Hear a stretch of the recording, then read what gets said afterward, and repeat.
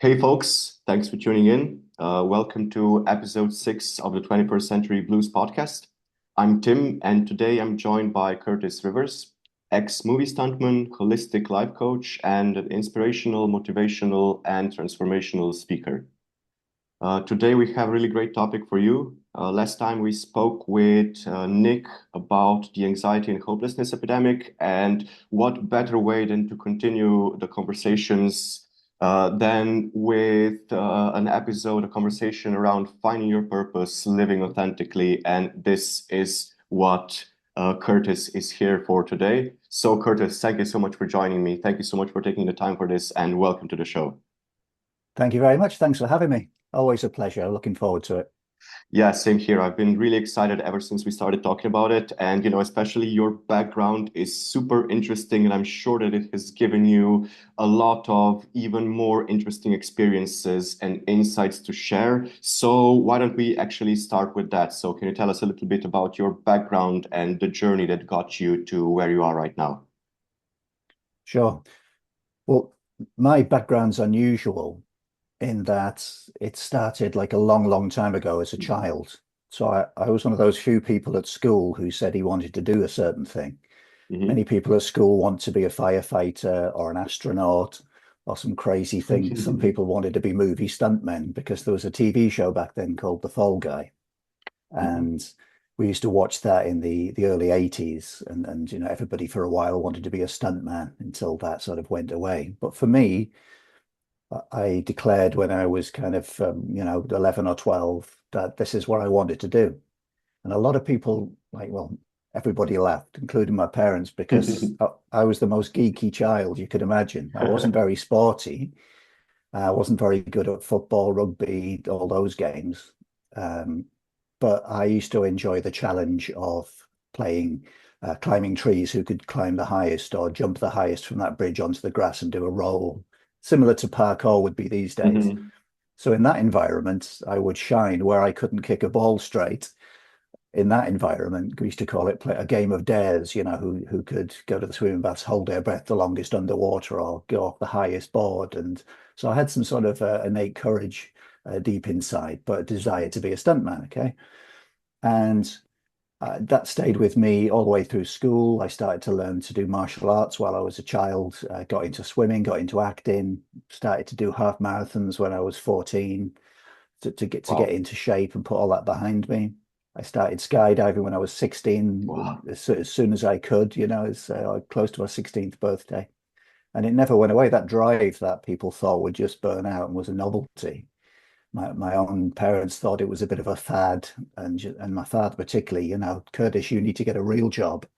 This is a pipe dream. And we sort of fell out about it at the time.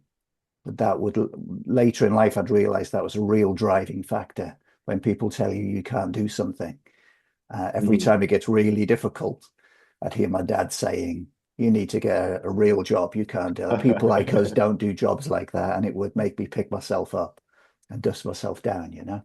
So that's what I got into. I stuck with that, and I qualified at the age of 25 as a professional stuntman, which then began a further 5 year period of on the job training. So, excuse me 1 second. So, so began a life of achieving dreams and that kind of thing. No thought as to how that was happening, other than what I thought was being really stubborn and never ever giving in. It was built in. I later call it tenacity, like that by the school of hard knocks. And every time you get yourself up and dust yourself down, you bounce back, and that makes you more and more tenacious in life, not just in the stunt training, but later in business and finances and coaching. It's a real good playground, to learn these skills. So I became a stuntman. And if you jump forward through a career that's been in, James Bond films and big films, Robin Hood, and there's just so many. Wow. The Harry Potter sequence, the What? Harry Potter Nice. movies. I was a Death Eater in a Harry Potter film. That's so cool. So I've had some great fun along the way, but and a few years ago, well, even a decade ago, to be honest, there was just something not right about it. And you mentioned purpose. I thought my purpose was to be in the movies because that's what I wanted to do as a child. But I hadn't allowed for the fact that as humans, we change, right? Hopefully, Hmm. we're learning and we're growing and we're getting wiser and kinder. And, we start off sometimes quite selfish. It's all about us as young people. And as we get older, we start to consider others more, and a more spiritual aspect creeps in. It did for me. Hmm. It's kind of common as we reach our 30s, people start to think of the bigger questions, the bigger things of life, purpose and meaning. And for me, I made all the money, I achieved all my ambitions, which I wrote down, all but one, which is interesting. I thought I hadn't achieved it. So I wanted to become a stuntman.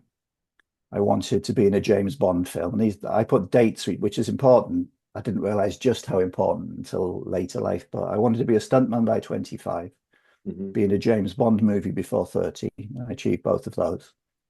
I wanted to break a world record by the age of 30, and I just missed that. I was 31 when I broke my first world record. Which one? I'm Which one was 30. that?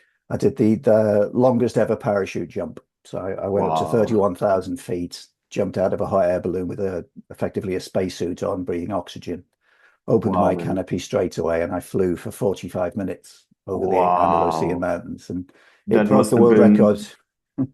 by 5 minutes. It was incredible. I mean, there's different layers to that. To be honest, it wasn't as incredible as you think, because back then I hadn't realized I wasn't wise enough to realize to be more present and mindful. Mhm. I savor the moment more these days. Back then, it was record number one was complete. I was still alive. Everything went well. Checked the recording equipment. We had a deal with Sky News in the UK to broadcast that. So I was checking footage. We were splicing footage as we headed to the airport. It was all about the next world record, which was the highest bungee jump. So there wasn't a lot of time to celebrate and crack the champagne open. It was always just on for the next thing, which I fixed later in life, and I sort of make a point now of celebrating each success. I think that's really important as well. But yeah, so I went on to break the world record for the highest bungee jump. That was from 15,200 feet from a hot air balloon. And the only other thing left was to that from those early ambitions was to make £1 million by the time I was 40. And the reason I say I thought I hadn't achieved that was because I wasn't very clear in that affirmation, or I was, yeah, I could have been more laser focused. I said I'd like to make £1 million by the age of 40. But what I actually meant was have £1 million in the bank by age 40. But I didn't say that. Mhm. I trained my brain to I want to have made £1 million by 40. So it was only a few years after hitting 40 that I worked it out and thought, oh, I actually have made £1 million in film and television in the years up to 40. So I did actually achieve all of those things. But what I didn't factor in was purpose, which brings it around to that kind of feeling that something was missing. And it was like I was on two separate paths that were separating. On the one hand, I was this tough guy. The image was of the tough guy movie Stuntman. And, we are a tough breed in that, stunt men, stunt women, stunt performers. You do have to have that ability to hit the ground hard, and the director wants another take. So, however skilled a gymnast you are, or however skilled an athlete, you still have to have that gusto to be able to stand up, dust yourself down, put that wire back on, and do it again. This time, knowing it hurts as you hit the ground. It takes a special kind of a bottle, as we say, to do that. But the real me, when I was at home away from the TV set, had gotten into mindfulness, meditation, being more heart-centered person, helping out sort of discreetly in charities behind the scenes and anonymous donations, just random acts of kindness, things that made me feel emotion and moved at the idea of helping people. So it became about goodness. And then when you contrast that with going to a film set and having to either perform at a fight or put together a fight, I later got into stunt coordinating, stunt directing. I was being asked to go to some quite dark places. Mm. So to everybody else, it's just TV or it's just a movie. It doesn't matter. It's just a fight. But I was adding or being asked to add realism to something. What is it like when somebody gets punched in the mouth? What does it feel like to knock somebody's teeth out? Or and to deliver to the director, you have to go to some dark places or reflect on the very rough childhood that I had. I grew up in a very rough area, the UK, where in many a time it's bizarre, but people would just walk across. One particular comes to mind, walking through the estate where I lived, and a child, probably 2 or 3 years old, had just ran up to me, pushed me on the floor, and started kicking me in the face for no reason. I didn't know this person, just kicking Wow. and kicking, and I was just covered in blood, curling in a ball. And he got up and laughed and walked off. And I'd like to say it Wow. was an isolated incident, but just gangs picking on one person because you're from a rival area. Very, very rough. That's what I thought was normal until I left that area in my 20s, very aggressive place. So coming from that background, you draw on that in a stunt career, and you draw on. I did boxing for years. I did martial art competitions for years. So you draw up on real life and sports that you've learned to try and convey that. And it just got to a point, and this is where my coaching comes in now, where I was getting miserable. I was only doing it for the money. There was a definite time where I wasn't happy in what I was doing. I wasn't happy with what I was leaving with the world. And there was one particular key scene.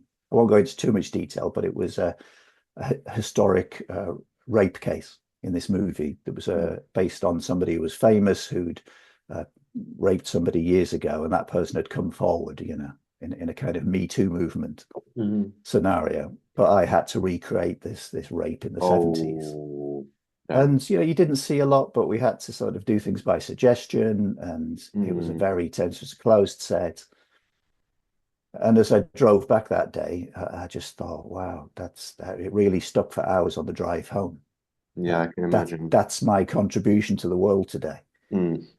And I was writing my first book at the time to bring love and light into the world and leave a legacy behind that somebody could read many years after I've left this planet in an old library. They can read my words, the thoughts from my mind can be read into theirs, positive, loving thoughts. And here was me adding something dark. So that was the beginning of the end for me, that I can't keep doing this. So there was a slow transition to, well, it pays well.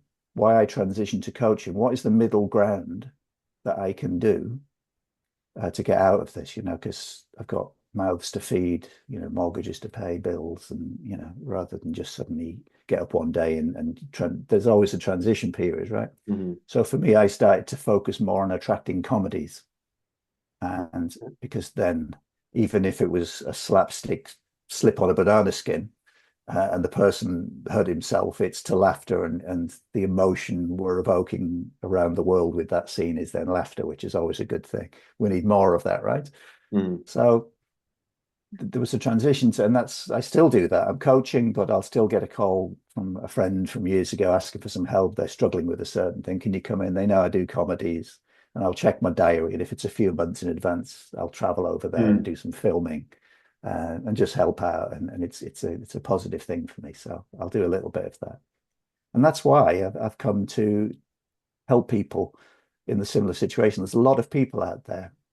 They can be I mean, it can be anyone, but generally they split into two groups. One is maybe people who got into their 30s because they bought into that idea that you do well in education, college, university, you get a good job, you work hard, and then maybe you get married and buy a house and get a mortgage, and you have a decent car, and you have and by the time they're in their 30s, if they're lucky enough to own their own home these days, by then there's often something like, oh, they realize they did that because that's what their parents wanted them to do, or peer pressure, or somebody at a college or university put them into that funnel because of their skill sets when really they didn't have an interest in that.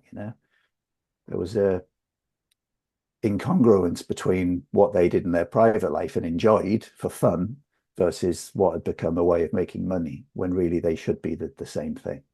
So that can happen in that way. Or in my case, it can be somebody getting to middle age and just wondering why they do what they do now, what appealed to them in their 20s and seemed like a really exciting, good thing. For me, stunts and films. And there was a time it was marvelous. It was really good.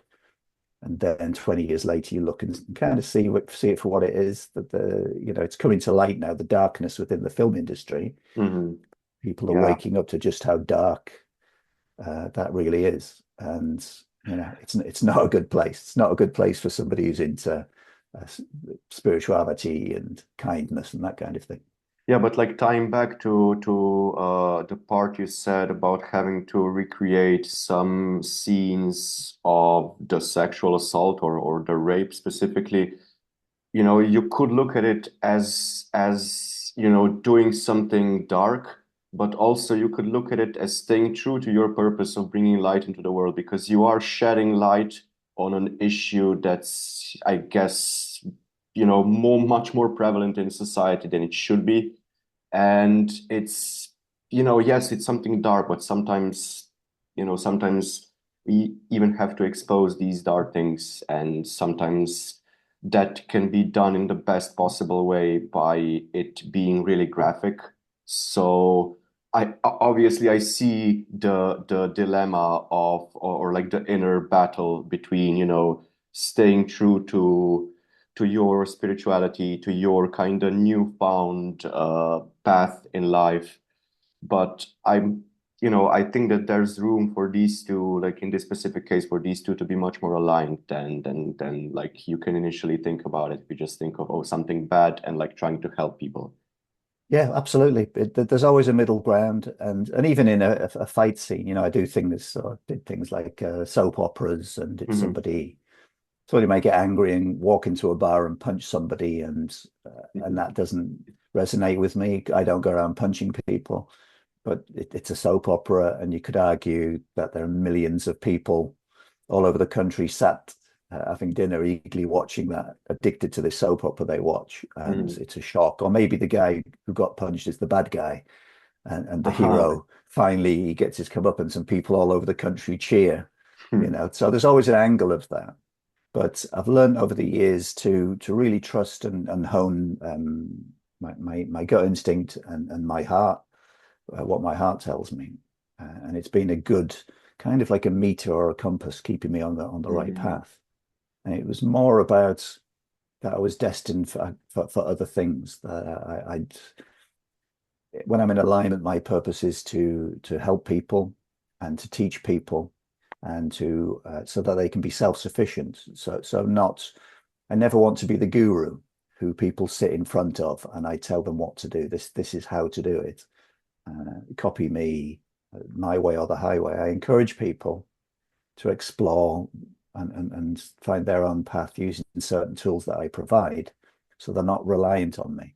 So I give them the tools, they use them, and then the idea is they then go forward and help other people in their lives by paying that forward. Hmm. So my role is to help and to elevate in any way that I can, and in my own small way, make the world a better place. If there's like millions of us doing that, then it just raises that frequency a little bit. Yes, it's like a ripple effect. One Yeah, small act of kindness doesn't just stop with this small act of kindness. It's a ripple effect that goes through. It's like a butterfly effect that affects the whole collective consciousness, basically. yeah, it really does.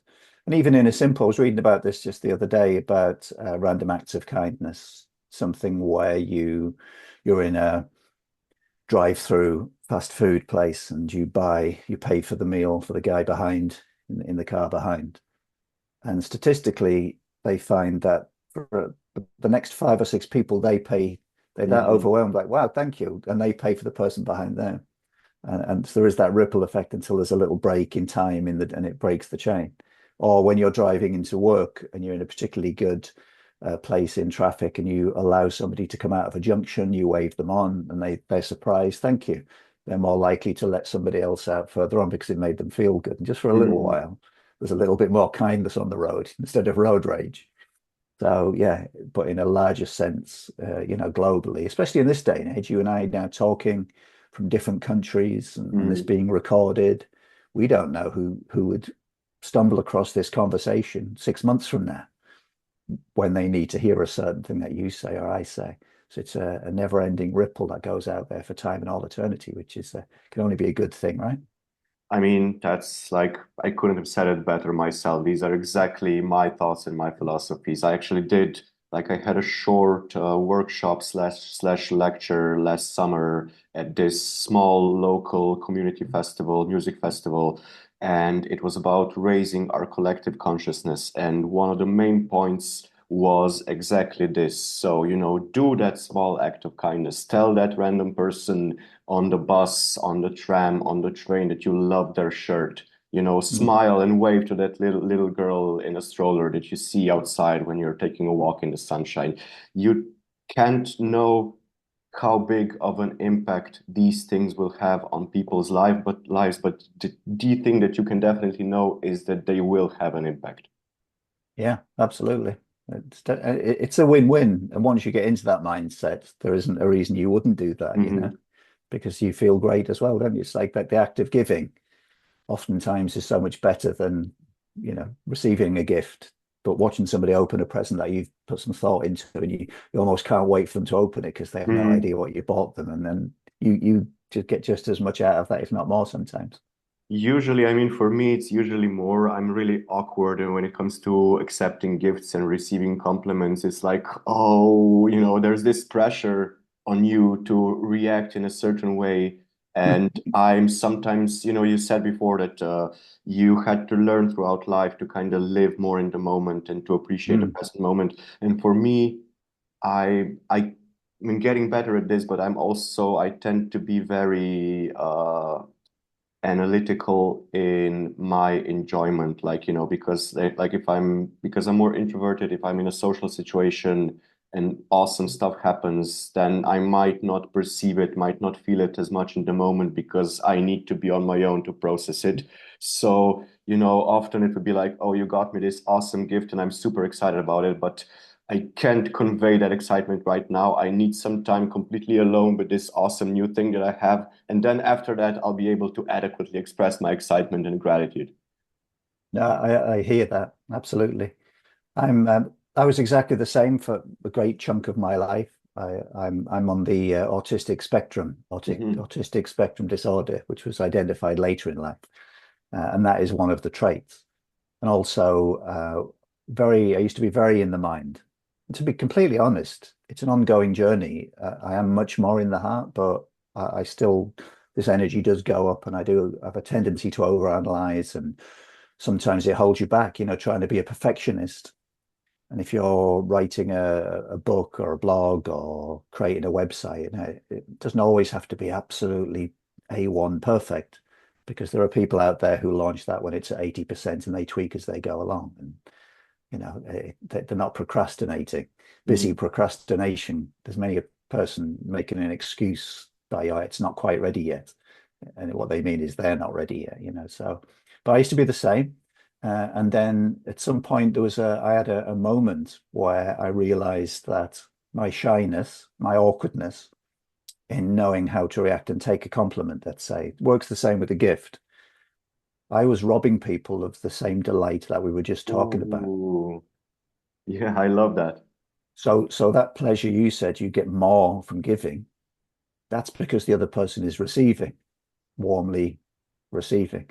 If they Wow. weren't, there wouldn't be any pleasure in that. And so who are we to rob people of that lovely feeling? Wow. Okay. That's super powerful, actually, and a very, very good point. It's things like these that you can just change someone's perspective, like totally in one single sentence, in 5 seconds. That's awesome. Hmm. Oh, you're welcome. And it can be just, even if you're cringing inside, to say thank you. That's enough. If somebody goes, that was great, you're so good, that you've changed. And I used to be terrible for, like in filming, we'd be at the monitor and a stunt would go really well. I used to be an actor before that. Maybe there was a line delivered well, and people are paying you compliments, you're this, you're that. And I'd be really awkward, like just nod. Yeah, or be critical. Well, can we do that again? Maybe and they'd be like, Curtis, it's perfect. It's great. Let's move on. Well, okay. And I wasn't. I was robbing them of that gift they wanted to give of a compliment and a Mhm. pat on the back, you know. So these days, for the last decade or more, I've learned how to smile and say, thank you, I'll take that. Thank you very much.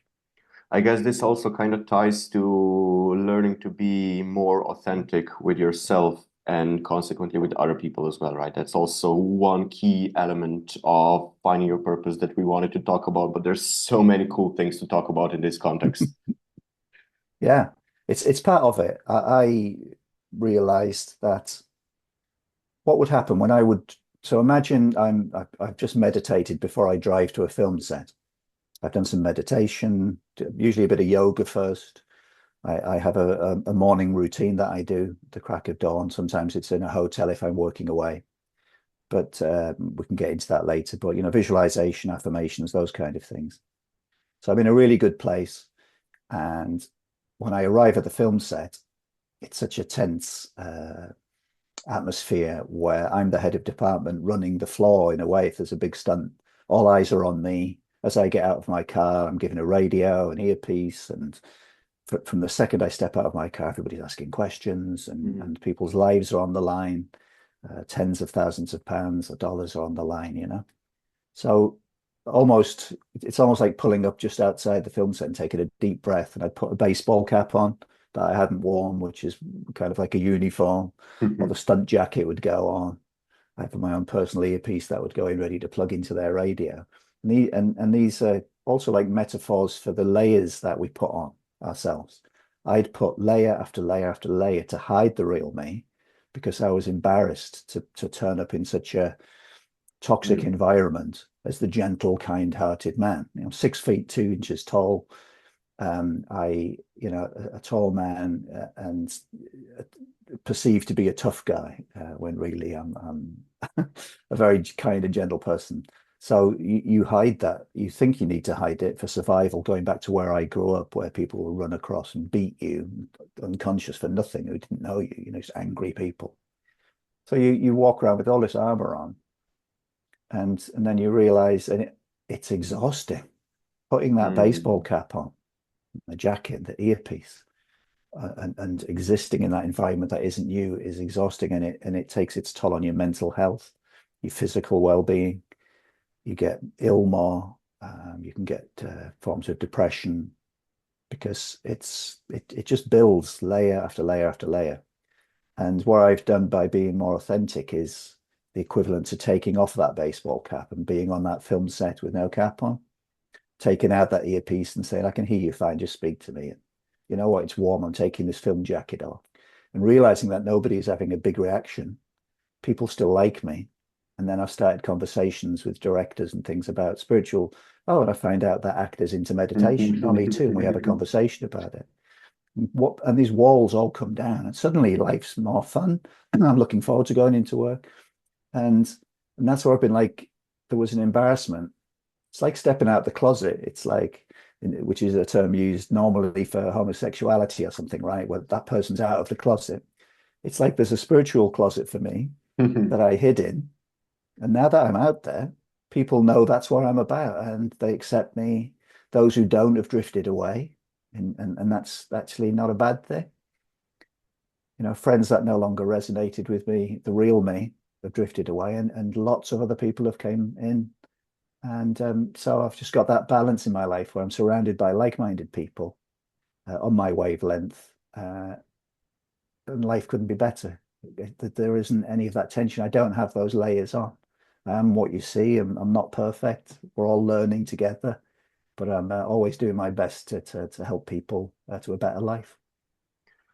Curtis, this was awesome. There's actually a lot more stuff that I would like to talk with you about, but I think that this is a perfect spot, a perfect note to finish this conversation on stepping out of your spiritual closet. I love that. But if you are up for it, I'd love to have a second conversation to maybe talk about your book a little bit, which we didn't even Sure. get to. Uh, let's definitely be in touch about that. But in the meantime, if people listening right now would like to learn even more about you or connect with you, what are some great ways to do that with you on the internet? I think the easiest way is just to put in my name, Curtis Rivers. Just go to curtisrivers.com. and that's my website. You'll see everything there about what I do and how I can help people. Okay, awesome. I'll make sure to link that as well as, to interlink the different episodes if and when we do end up doing one more. Curtis, thank you again. This has been awesome, and I'm already looking forward to our next conversation. Thank you very much. Thank you for having me. Really appreciate it. Thank you. And well, to everyone listening, thanks again for tuning in. I hope you also enjoyed this conversation, and we'll see you again next time.